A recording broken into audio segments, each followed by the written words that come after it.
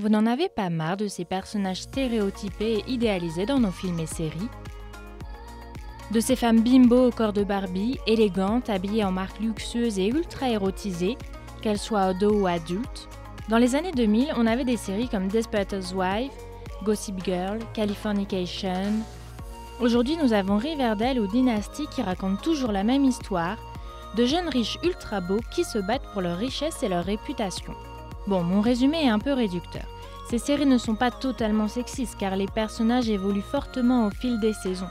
Mais avouons-le, notre cerveau est pourri par ces clichés qui ne reflètent pas forcément la réalité de monsieur et madame tout le monde.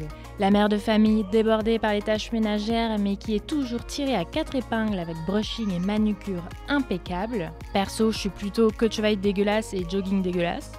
L'addict au shopping qui peut vider son compte en banque de des vêtements de luxe sans aucun problème.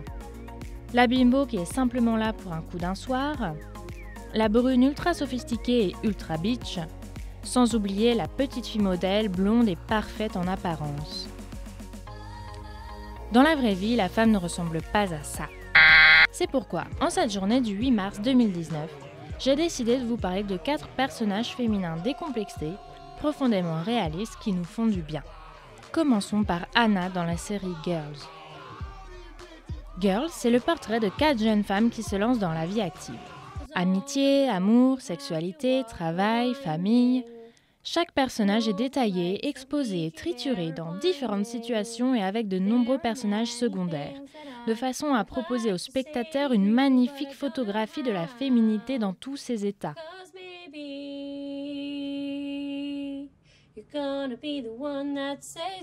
On doit ce petit bijou à Lena, scénariste, réalisatrice et actrice principale de Girls, qui, à l'âge de 25 ans seulement, a bouleversé la vision de la femme dans les séries grâce à son personnage d'Anna. Anna ne correspond pas au canon hollywoodien. Elle est spontanée, drôle, intelligente, ambitieuse, mais elle est aussi franchement égoïste, maladroite, voire insupportable. Anna se la joue Basic Instinct même si elle n'est pas épilée, met des t-shirts moulants même si elle a de la brioche, et parle ouvertement de ses cystites. Dans ce sens, Anna est mon héroïne moderne, puisqu'elle s'assume telle qu'elle est, va à contre-courant des stéréotypes et veille à son épanouissement malgré les imprévus et le regard des autres.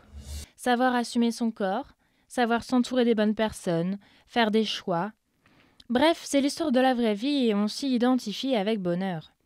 C'est donc un pari réussi pour Lena qui souhaitait nous renvoyer une image réaliste de notre quotidien. Parlons maintenant de Chris dans la série I Love Dick. Bien souvent, en petit et grand écran, la femme a un rôle, séduire l'homme. Belle, sensuelle, pulpeuse, le corps féminin ou femme-objet est un fantasme courant dans les films et séries. Et les hommes ont ce but ultime dans les scénarios, assouvir leurs désirs. Et si pour une fois on prenait l'histoire à l'envers? Si on racontait le désir d'une femme pour le corps d'un homme? Car oui, une femme sait fantasmer. Très très bien même. I Love Dick, c'est l'histoire de Chris, artiste new-yorkaise qui vit avec son mari dans les collines texanes. Chris rencontre, grâce à son mari, un cow-boy sexy et mystérieux, Dick. Elle se laisse alors porter par son désir fou et lui écrit des lettres enflammées. I Love Dick est issu d'un roman épistolaire et féministe de Chris Kraus. Avec talent, originalité et peps, la série expose sans filtre l'immensité du désir féminin. L'actrice Kathryn Hahn est fabuleuse, délurée, hystérique, dirait Freud, et transmet si bien à l'écran cette chose mystérieuse, encore taboue et impalpable, le désir féminin. Passons maintenant aux séries Netflix avec Wanderlust et le personnage de Joy.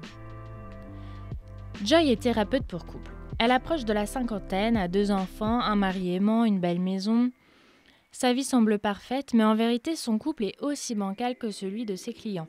« Je n'ai plus envie de faire l'amour avec toi », dit-elle à son mari.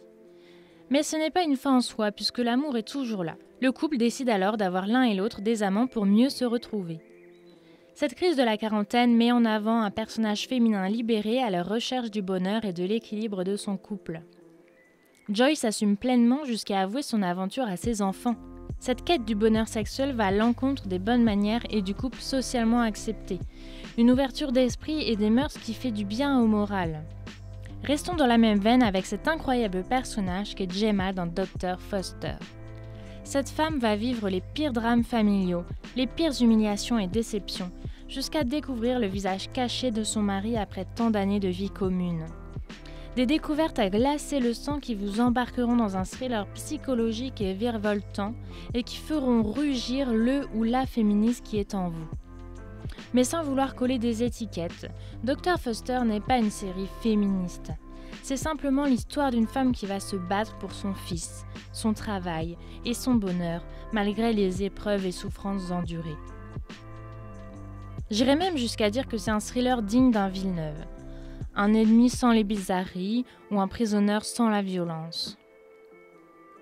En définitive, Dr. Foster est une série qui prouve qu'une femme aussi peut avoir des couilles. Terminons avec une série un peu plus légère mais néanmoins dramatique. Je parle bien sûr de Shameless, avec le personnage de Fiona Gallagher. Fiona est l'archétype de la femme qui en bave. Elle est l'aînée d'une tribu de 6 enfants.